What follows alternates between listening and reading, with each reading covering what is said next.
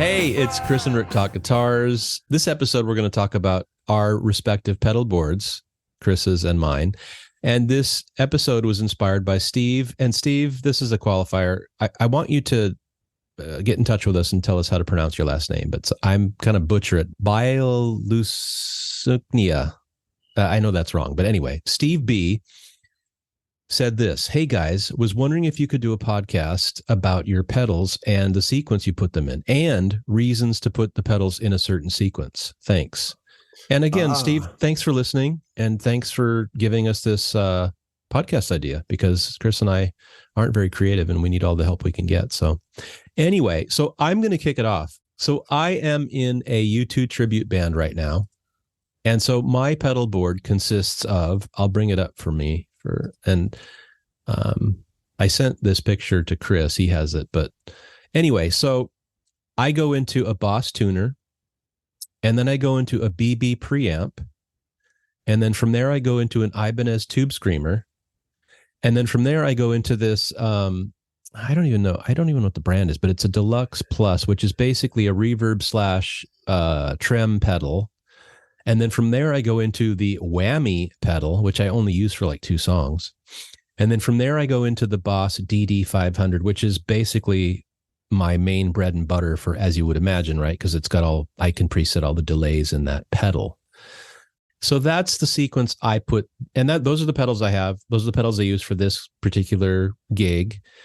And for me, probably like a lot of other people, I just went online, man, and I said, what's the proper sequence for these pedals? But the caveat is, there's kind of a rule of thumb that most people follow for pedals, based on whether it's a modulation pedal or an overdrive pedal or whatever the heck it is. So I follow that. But by the same token, I know that before, when I've tried to put pedal boards together, like I've had, quote, true bypass pedals mixed in with old pedals that are buffered and everything else. And it does cause a problem, even if you're trying to follow this logic that people have kind of passed down from generation to generation. Anyway, so to make a long story short, I used the rule of thumb, but then I kind of also experimented on my own about, like, okay, for instance, the BB preamp before the Ibanez or after the Ibanez. Well, in my case, it sounded better to have this, because I'm using the BB preamp. It's kind of an overdrive pedal, but I'm using it as a boost for the Strat, because I play a Strat, which has single coils, and then I play an Explorer, which has humbuckers.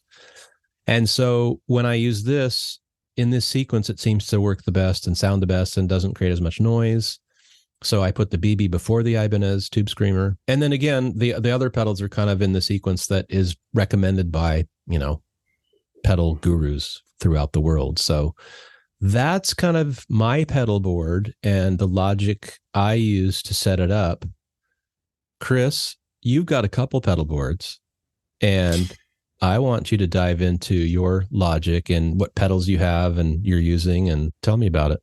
Okay, sure. And one thing that we should do, just to make it easy for everybody, in case anyone is at all interested, is we'll post some pictures of our boards somewhere so they know what we're talking about. Because I know a listener may want to know what that pedal you mentioned. It's a Mr. Black Deluxe. Oh, right? there it is. Yeah. People From want Portland, names. Oregon. Yep, they want to know what you have. So that'll help. It'll just, the illustration will be worth 1,000 words. So nice. I have 2 boards. The one I have right here, I'm looking at right now, is the one for my rock band with the Rick Brokers. Currently, my sequence goes as follows. I have the TU3 Boss tuner.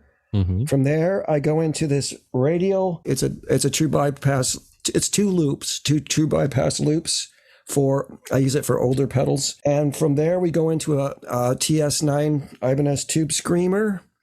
And we come out of that and we go into a Boss, one of those, what the hell is it? Space Echo?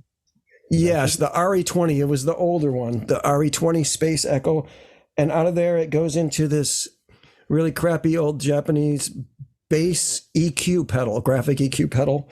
And then that goes out to the amp. And I should mention too, in the one side of the radial bypass loop, I have a 78 or 79 small stone phase shifter from Electro Harmonics. And that's my busiest board, the biggest one currently that I have. And on my other board, I have the tuner, which I just bring over from this board and slap it on the small board. And then I have a TS10 tube screamer. Mm-hmm. And then I have an old Boss, what the hell is that? The DM, whatever, the delay, the red delay, the DM, whatever the fuck it is. I can't remember as I don't have that in front of me. So that's like my main pedal boards. And I came, still referring to this, my bigger board that I use with the Rift Brokers. I kind of followed your rule of thumb too. There's like air quotes, best practices listed online, and they all pretty much follow the same thing, and they'll give you some kind of logic behind it. But I don't agree with my thing when people ask me about pedal order. I just say, there's only two rules. One, if it sounds good, it is good. And the other one is that there's no rules. But kind of what you did is the way that I would usually recommend. Kind of like get a ballpark idea. Look at some sort of guide that, Roland or Boss or guitar player or whoever the hell it is put out there, and then just use your ears to dial it the rest of the way. It's going to be different for everybody.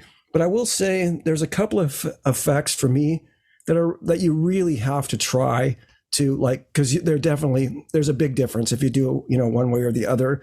Mm-hmm. And some people will have a favorite one way and other people have a favorite other way. And that's with some of the modulation, specifically a phase shifter. If you look at the Roland and the other guy, they'll tell you to put the phase shifter after your drive. I don't like it at all like that. I like it exactly the opposite way. And the difference is if you put your phase shifter or other modulation pedals after your drive pedals, they have kind of depending on your drive, they have kind of a grittier kind of sound to them. And I just think they sound more organic and more like, I like a phase shifter because it reminds me of a univibe. And they have more of a liquidy univibe kind of feel to me when they're in front of the drive. Oh, cool. So I always put mine there. I mean, an example of like behind a drive would probably be like the classic Eddie Van Halen when he has a phase shifter. That's kind of like, that's kind of the after drive sound. I don't even know he's going into an overdriven Marshall, so I don't know how it could be after, but that's the sound that I equate it with. Right. It's kind of a grainier, kind of more, rough. And the other way, it sounds more like a univibe. It's just a little bit more liquidy and watery, but that's one that you'll want to try. Even a tremolo. I like my tremolo before my drive too. Uh-huh. I don't know why. I've just tried it both ways. That's one, trying where you want your modulation, which side of the overdrive you want it on. That's a good thing to check out for yourself. Uh-huh. The delay is another one where I kind of I think I do it a little bit different. And I can't remember what the conventional wisdom was. It's sort of towards the end, but it's not the last thing. Oh, I know what it was. When I got this Boss, what the hell is it again? It's the Space Echo, the Space Echo pedal. Uh-huh. I was kind of, I got it because I kind of was missing. I used to have a real old Space Echo and I was kind of missing it. So I got that and I was reading, where should I put this thing? And a lot of people said that, to get that true kind of echo sound that you're looking for, like the old tape echoes, you should put it before your drive, because all those old Echoplexes and those Space Echoes went, they went to their guitar into those and then into the amp, and they were overdriving the amp. In theory, yeah, that sounds cool, but I didn't like that at all. I think it sounds way better the other way. I always have my delays after my overdrives. That might be the thing that they say to do it the other way too, but I like it much better. A little more murky. So, some people might call it a little muddy, but I kind of like the murk that it gives. And I'm the same way. I like more of an organic, or not organic, but like an analog delay kind of sound. That's good to know, because I mine's after my drive too on my board. And I think I just did that based on recommendations, but your delay? Yeah. Is after your drive. Yeah. Yeah. It's the last thing I plug in, or it's the last thing before the amp that goes in. Another important one is a compressor. That has to be pretty early. You can try it for creative purposes, maybe after a drive or something like that, but it really sounds best. If you want that classic like compression sound, it's best, up front. Like sometimes if I had a compressor on my board, it would be the very first thing. Oh, wow. And like the second thing would be the phase shifter. If I had a phase shifter on there, right now my phase shifter is right after the tuner, and then it goes into when the phase shifter is in the circuit, then it goes into the overdrive. So yeah, I have that. Compressor was always first, and if I was using phase shifter, that was always second if I had a compressor, or first if I didn't have a compressor. Huh. And those were important for me. Those were the ones that really made a difference. So yeah, you sent that picture of your pedal board, and I was kind of looking at mine, which I didn't really look at like very closely over the last several years or whatever. Mhm. And I think a pedal board can tell you a lot about a guitar player, kind of represent their like songwriting style, their guitar playing style. And starting with me, I mean, this thing is homemade. I made it like in 2007 or something like that. Uh-huh. It's sized to fit in a vintage suitcase. So I've had it in the vintage suitcase forever. And it's just totally me. It's just like, I'm not going to buy something. I'm going to make something.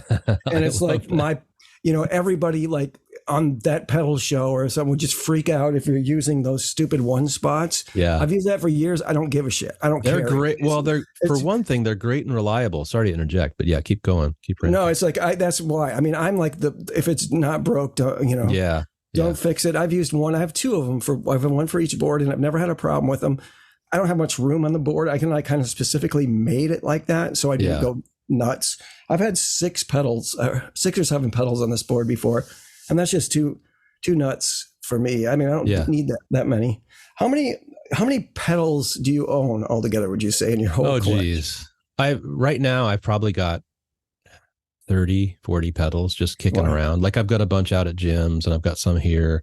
Yeah. So I just kind of acquired them. I as always, I wish I had I had an 80s Rat that I wish I had and all that other crap. But I think it's awesome what you said. It's like, I can look at a pedal board and I can kind of get an idea, but you're right. Like, cause I went out and just bought a fucking, one of those metal pedal boards with the power supply and crank and put all my shit on there. I've always loved the fact that you have, a piece of plywood, your pedals on it, and a fucking vintage suitcase. I've loved that. And I used to do that too when I had a really small pedal board. And then this gig it's like, okay, well, I guess I got to go bigger. And I just was lazy. But I love that. It's like what's your sign, man? It's like, oh, okay, I can see that you're a Cancer because you're a your pedal board. Yeah, well, it's not really my pedal board I made when I was working at a frame shop. I actually got paid by the hour to build this thing. I was in there one day. I had to come in on a weekend. I was working in a fine art frame shop and I had to come on the weekend because there were some builders there that I had to kind of watch. And they're like, we don't give a shit what you do. Just, you got to be there to babysit them. That's awesome. So I went in there and just used all the tools and all the supplies. And what it is, it's I was working in a frame shop. So it's a 1-inch solid maple picture frame that I made first. And then awesome. They had like a lot of this cool art board that's like it's not MDF or particle board. It's something else. It's more close to board, but it's really light. Uh-huh. All the wires are inside and it fits in that suitcase, but it's pretty well made. It's super solid. I mean, I've had that since probably, like I said, 2006 or 2007. And I just don't, I don't really, I mean, I have a love-hate relationship with pedals. I should say I have a love-love relationship. I love them, but I just don't use them that much, unless I'm like recording or something, but I love to have them around. I'm not like a boutique guy at all, which is good because, I save a lot of money, but I just like the old shit. You know what I mean? I'm the same way. I like old pedals and I love old Boss pedals, man. We talk about that all the time. And, with the advent now of all these boutique pedal makers, and there's a lot of great ones out there and there's a lot of great pedals, but you and I both, I mean, we're old and we've accumulated pedals over the years. And like, I have pedals that are over 30 years old that like, I've got a Boss delay that's well over 30 years old, probably over 40 years old. And it still works like a champ. It's built like a tank. And so, yeah, I mean, I can't say enough about Boss pedals. I just love them. And I have other pedals, obviously, but I kind of like the older pedals. The whole true bypass thing, we should talk about that. Like I was saying before, like I remember, I won't mention the brand or anything, but I had a couple true bypass pedals that I was having a hell of a time fitting into the board and sounding good or it affecting other pedals. It was really strange. And so I finally just said, one of them I took back and said, this pedal doesn't work for me at all. And then I forget what I might have just kept the other one and not used it. But have you run into that with like quote true bypass pedals or have there been pedals that have given you trouble? It's like, I just can't fit this in my board and it just doesn't work. I did back when I was making pedals, because when you're making pedals, I mean, I didn't want to build a buffer or anything like that. And the easy way to do it was to use true bypass. Yeah. So for a while I was way into pedals. So I had like 6 or 7, that I made on my pedal board. And that's when it just really started to, it just didn't sound very good at all. I mean, I don't know. I mean, I know the kind of the logic behind it is if you get up, it takes of quite a few true bypass pedals I get to that point where you start losing stuff. Yeah. But I don't know. I've always had, even then though, I'm pretty sure I probably had at least one Boss pedal on the board, like a tuner or something, for the buffer in it. People are starting to learn. It was so annoying when everybody was just like, yeah, if it's not true bypass, fuck off. I don't want anything to do with it. And now the pedal makers, they're making them switchable so you can use either. And I think they have to do that because there's still some people or other people will be like losing their shit because it's not true bypass. Yeah. That's the thing that I don't know. I guess I'm so like nerdy and into gear that people just assume like I'm this total like tone hound, like running around trying. I'm fucking lazy as hell. And, that's why I use all these old pedals, is because the records I love, that's how they got those sounds. And I've got those sounds. It's like, I don't need to change that. And also, I've been curious before as I've like unplugged my pedal board and plugged straight into the amp, played my guitar clean and listened to it and then plugged it back in the pedal board. Sure, it's different. I mean, it may be missing a little bit of top end, but that's not how I play my amp. I play my amp through my pedal board. And I like the way my guitar sounds through my pedal board into my amp. So I don't give a shit what it sounds like when it's not, because it's irrelevant. You know what I mean? Yeah. And I'm not the type of person that thinks like, oh, I'm going to be missing a little bit of that, that tone, like getting to that tone nirvana. I mean, I'm not that, that's what I mean. I'm lazy. I mean, I'm like, I really care about the way my guitar sounds. I care about the way it feels. Yeah. I don't care if I'm doing something that's not by, the tone police rules or something. Right. So, yeah. And that's kind of liberating to kind of let all that go and you can focus on other things, because it wasn't always the case. And that's what I think is really important. And this goes back to the person that wrote in their question is like, I'm encourage anybody with pedal order, you just experiment. I mean, there's no way someone can tell you nothing's wrong. There's no way you hook it up is going to be wrong. There's a few things to keep in mind, but who knows how you like it? You're the only one that can tell how you like it. And if you have a problem, there's resources. Like the biggest problems can come from like a lot of the older, like fuzz pedals and some of the old I have a Crybaby from, I think the 78 or something like that. It sounds killer, but it just totally destroys your sound when you plug it in. It's got to be first in the chain, but it sounds so great. But I would never have it on my board unless I figured out. And I won't true bypass it because I did that with another. It was like a traditional Dunlop Crybaby from the 90s. And I'm like, oh, this is cool, but it's a little tone sucky. So I did a true bypass and it just ruined it. It just. I should have put it back because it wasn't bad sounding, but when I got this one, this is the best sounding wah I've ever heard. It's just really, really good. It's like, it's a Chicago made, for all the nerdy people out there, it's a Chicago made with, it's got the Stack of Dimes inductor, which is supposed to be one of the better ones. I really love it. It's super liquidy, super vocal, and it's all original. And like the switch isn't dirty and it switches on and off. It's clean and it's great. So I use that. Cool. I like to play with that, but it's like I just pull it out and stick it in my board. And, once you step off it, everything gets really dark. I have a little buffer, just a standalone buffer. But I haven't figured out how to make that work with the Crybaby. I don't know. But, I don't really do that live ever. So I don't think that's an issue. I have a vintage Maestro PS1A phase shifter, like the holy grail of phase shifters. And that's one that really kind of can be tone sucking, but that responds really well. If I just put it after my tuner, it's fine. The buffer and the tuner totally takes care of it. And that's kind of why I have this radial 2-loop bypass switcher, because I'll put that in the other channel if I want to use that. I run it out into the Maestro phase shifter, and that's great. And then I can just control it and take it completely out of the circuit. So yeah, I think true bypass and buffer bypass can really live happily together now. Again, if it's not working for you, just figure out what to do, like to make it work for you. Yeah.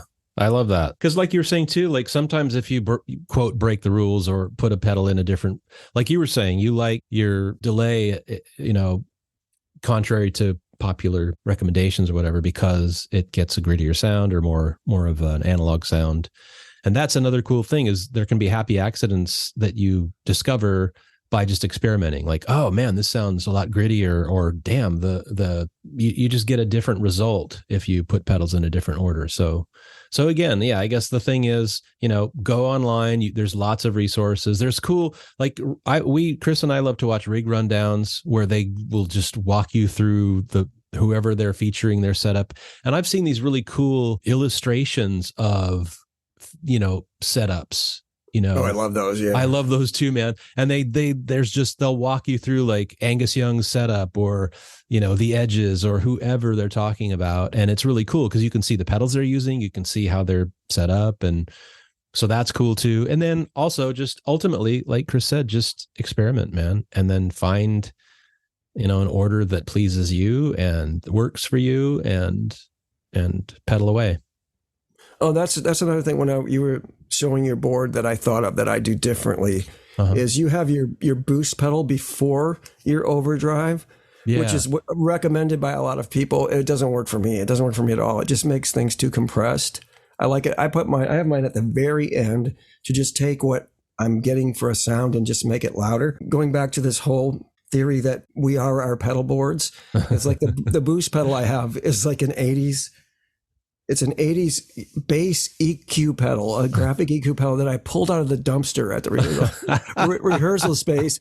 It was broken, and it had some sticker from some mod company, and I opened it up, and there was just a weird wire soldered in a stupid place. So I took that out and reflowed the solder, and it's worked great ever since. I love that. And that's what I use. I just boost the level, and there's like one or two frequencies that I might pull the bass down and boost like one frequency, just a tiny, tiny bit. And the thing that's incredible about that pedal, it's twice I had two guitar players approach me after one of our sets and were asking about that. And they said, when you step on that pedal, it sounds really, really good. It's like, and I'm wondering why, because it's not really doing anything. And I kind of figured that I think what's happening is it's just hitting the amp a little bit harder. And that's like how I set everything up, that it just gets a little bit more saturated and a little bit, everything just sounds a little bit better. So if I run it with that on all the time and then get another pedal, I could get even better. Infinity. So yeah, that's me, Mr. Cheapo. It's like, what am I going to do? I've tried, it took me forever to find a boost pedal that was happy. I don't like the idea of boost pedals. I know. I don't use one in John Prine. I should say, more about that board. Yeah. Cause I do use a volume. I use a volume pedal with that. So that would take the place of I don't have to boost. And what I like about the volume pedal in that band, first I use it for pedal steel effects. It's really cool for that. But also I'm the only electric, other than the bass, I'm the only electric instrument, and there's a bunch of acoustic instruments. So it's nice to be able to, kind of gauge where your arm pull back, even for rhythm, pulling things way back. And so it just makes you feel like you're blending in more. But cool. I was going to say boost pedals. Yeah, it took me forever to find one I liked. My favorite one I ever had that worked just so great, I never had to think about it, it always did its job and sounded great, was one of the guitar EQ pedals, the GE7 or whatever the hell it was. I had that forever. And then when I started making pedals, I'm like, I don't need this. I put it on eBay, dude. And I'm like, I'll just make my own. And I made a few things and none of them sounded as good. I had them on my board for a while. None of them worked. And, I had what was it? The thing that worked the best before this, oddly enough, was the cheapest, most easy thing to make ever, was an LPB1 power booster, like an Electro Harmonix LPB1 booster. It was kind of dark, but it did its job. This is way better. I mean, this is way better for what I'm using. So I'll just use this, and maybe someday I'll get another guitar one. The guitar one has better frequencies, more suited to the guitar. But even when I had the old one, I didn't really boost much, if anything at all. If anything, I'd pull away some of the low end or something, and then just push up the overall volume. But yeah, I mean, I couldn't make a boost pedal work in front of my drive pedals. It just made things too saggy and saturated. And I also couldn't do, I mean, you hear people talking about doing, stacked overdrives or stacked tube screamers. Yeah. And I tried that. That doesn't work for me. It just gets too mushy. And I don't know, it may be the way that I use, I don't really use overdrives as overdrives. I just use them to push the amp. I don't know if that has anything to do with it or what it is. You said, didn't you use two tube screamers for a while? I did. I was using, well, the thing I'm trying to mitigate is the volume difference between my Strat and the Explorer, right? Because when I'm playing the Strat, it's a single coil and it's not as loud as boom when I put on that Explorer with the humbuckers. So I use my quote boost or that overdrive pedal as a volume boost for the Strat. And then when I'm not playing the Strat, it's off, and I'm just using the humbuckers.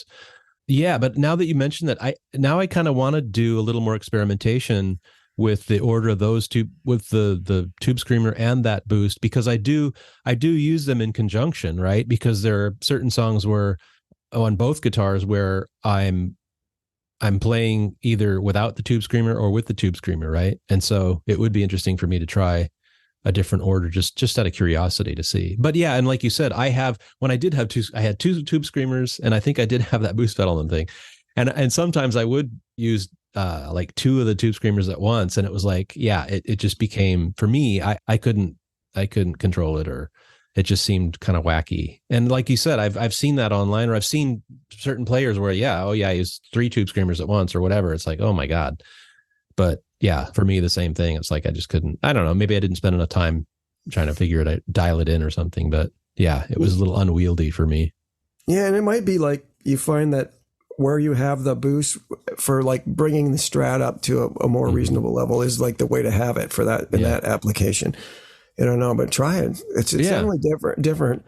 And what I found is like when I tried to use double drives, is whichever drive was in front was the character of the sound that you had.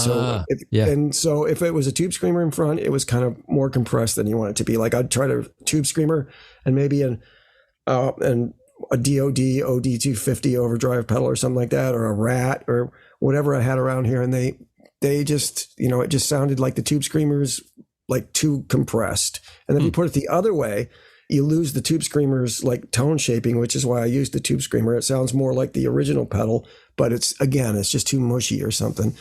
But I think it would probably work if I had an amp that was just cranked. I think a big 50-watt amp that was cranked, I bet you it would be a different story. I mean, every pedal, it's kind of a different story, but that might work out better, because it would be, you'd have the amp cooking so much it would probably unmush itself. Yeah. Just from sheer volume, but that's true. Well, Steve B, we want to shout out to you, and please just let us know how to pronounce your name. But thanks so much for this episode suggestion.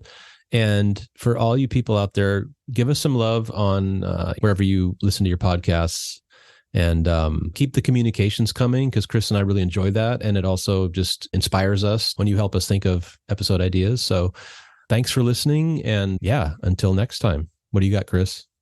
Play guitar, play pedals, do everything. Rock and roll. Yeah.